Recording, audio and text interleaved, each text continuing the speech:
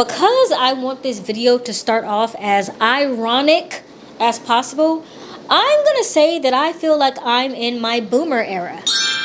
And you know what? I'm starting to be proud of it. Now, it is officially December, and if you're like most people, then you have probably been thinking about Christmas for at least a month now. When I was a kid, one of my favorite things to do for Christmas was choose which color we were gonna do the tree. Maybe we bought a few new bulbs if we didn't have them, if they got broken somehow throughout the year. But I very distinctively remember only changing the color year to year. The skirt, the star, the regular ornaments, all that stayed the same. And it was special because all of those things, those ornaments, those lights, that star that we got, those all held special memories to me and my family, oftentimes me and my mom. And so the fun of it was getting to choose the pop of color that we wanted to do each year. One of the biggest problems with the society that we live in right now is that trends, aesthetics, and eras have infiltrated into our actual lives. This idea of calling a moment or a certain period of time in your life an era existed before Taylor Swift did the Eras Tour, but I'm blaming Taylor Swift and the Eras Tour for why it became wildly popular and basically a part of the zeitgeist. I don't give a fuck what happened in my past because I measure my life in eras. So once that era is over, the fuck do that shit gotta do with me? Like you judging me by something I did in my insane era? Bitch, that don't even got shit to do with me now. Like, I'm a new being. And look, I get it. I'm not the fun police. I understand that this is just something that we do to get through the craziness that is life. And that originally this phrase of in my blank era was created to celebrate and point out some significant and defining moment in your life. You just got into college, you're in your college girl era. Just got your license, you're in your driving era. You just started going to therapy, you're in your healing era. We use it as a way to romanticize life, and I really do love that for us. Look, I am all about romanticizing life. Very much can get caught up in the hamster wheel, and you're doing the same thing every single day, and things just don't seem as exciting as they used to. So if you want to romanticize your life, if you're healing, if you think you're that girl, absolutely love that for you. But alas, we as humans cannot have nice things. Somewhere along the way, the era-fication of significant moment in our lives became the era-fication of everything in our lives.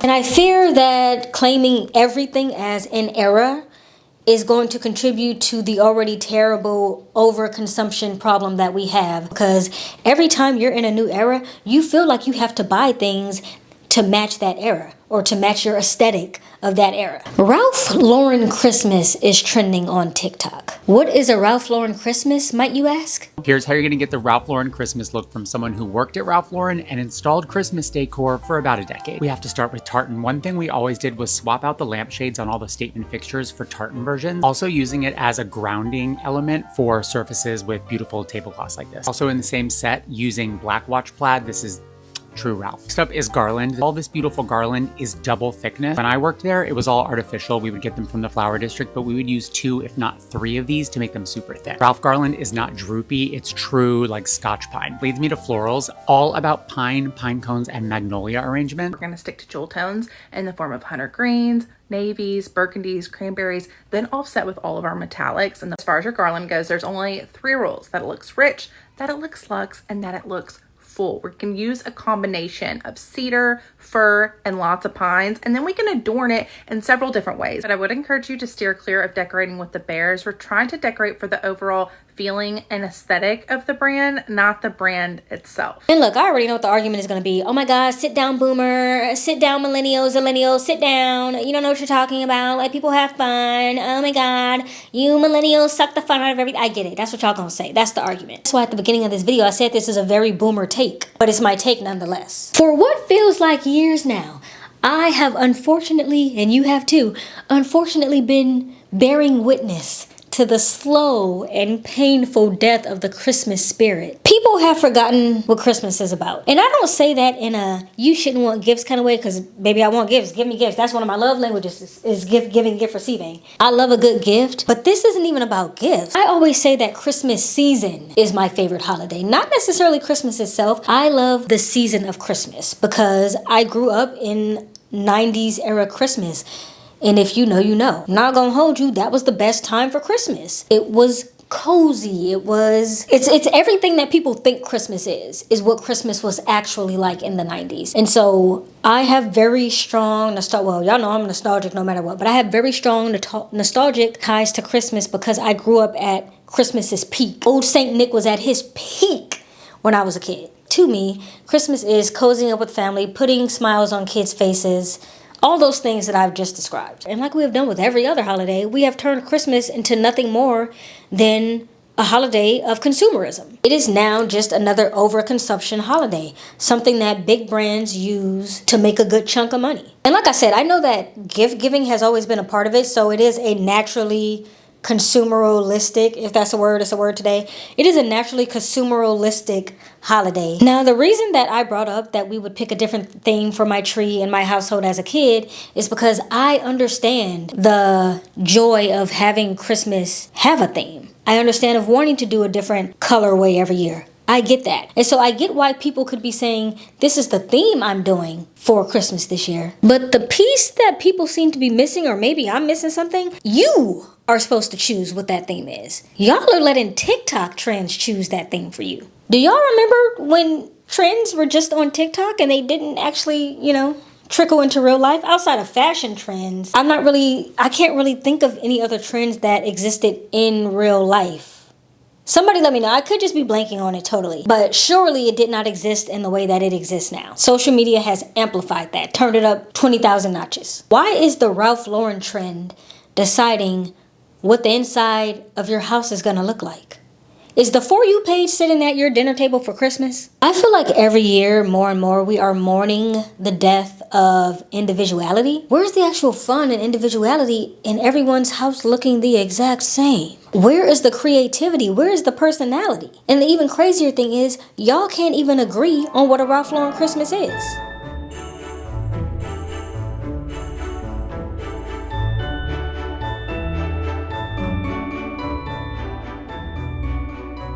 I don't have children yet, but I truly and deeply in my heart of hearts hope that I am able to raise them to be little humans who have personality and have a sense of individuality and have creativity. And I want them to be completely unapologetically themselves. Within reason, of course. Some of y'all kids be bad. But within reason, be unapologetically themselves. And to not be so consumed in what everyone else has going on. When you're in middle school, when you're in high school, hell, even elementary school, you want desperately to fit in. And not to get too psychological, because I don't have a degree in psychology, but it's just human nature. If you are constantly trying to fit in to a box of what everyone else is doing, you're never gonna know who you are. That's why people go to college and they find themselves. How can you ever learn to be yourself when every aspect of your personality is based off what somebody told you should be like? And I know that stuff like this existed before the internet, but to pretend like it has not been made infinitely worse by the internet, specifically by social media, specifically by TikTok, is to be delusional. Wearing clothes that are on trend, hairstyles that are on trend, maybe even listening to music that's on trend. Although I'm a huge proponent for listening to all genres. I think that listening to a variety of genres is just good for your makeup as a person. I think it expands your palette. You could take a look at my wall. This is punk rock right here. Doechie's clearly rap. Cherry Bomb is a question mark. No, that's rap. John Hopkins is like vibey, fucking Raven, John Hopkins is just a fucking mood. I don't know. Solange is very, some might say, woke music. I say educated R&B or something like that. And then Sabrina. Oh, Sabrina. But if you even want to listen to certain genres of music to fit in with your peers, I get it. I used to listen to screamo music in middle school and high school. And baby, the way that I lied about that just to fit in, because the black kids were vicious. This bitch listens to screamo music. Whoa.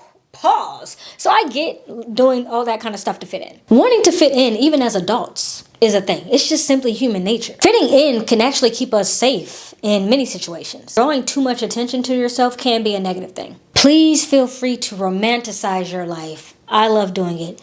Aerify your life. Buy the things you want to buy. Decorate the way you want to decorate. But remember that you are doing it for what you want, not because of what TikTok told you to do. 2 years ago, I did a cream Christmas. It was really beautiful. It was really classic, I would say. Last year, I was in the middle of moving. Christmas didn't really come together the way that I wanted it to, which made me sad because it is my favorite season. This year, I'm doing straight up colorful Christmas. I have already started to go through my Christmas boxes. I saw my colorful lights. I was actually talking to my mom about it. I was like, oh, I'm figured out what color I'm gonna do the tree this year. I'm going full on colorful Christmas. I'm very excited about it. I honestly couldn't care less about the Ralph Lauren Christmas, what this influencer has going on in her house, that influencer has going on in his house. I don't care. I'm gonna decorate my house the way I want to decorate my house for Christmas. And I highly recommend that you do the same.